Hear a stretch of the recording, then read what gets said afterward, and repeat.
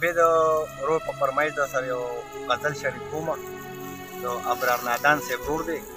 د غزل کې عابد صاحب وایي چې کم یو راله مینه کې خواږه راکړه، کم یو راله مینه کې خواږه راکړه، هسې مې ځان ستړی کړ چا څه راکړو،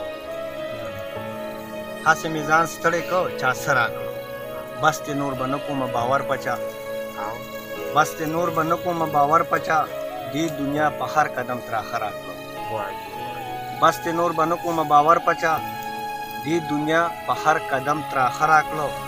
ما ویل چې ژوند به شي رنګین زما، ما ویل چې ژوند به شي رنګین زما، خپلې برخې خپل قسمت وده راکړو، ما ویل چې ژوند به شي رنګین زما، خپلې برخې خپل قسمت وده راکړو.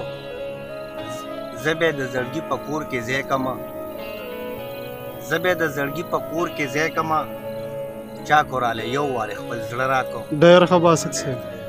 زه بیا د زړګي په کور کې ځای کړمه، چا کوراله یو وارې خپل زړه راکړو.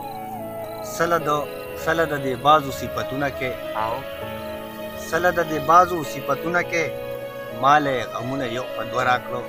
سله صفتونه د دې بازو کې، ماله یې غمونه یو په دوه راکړو.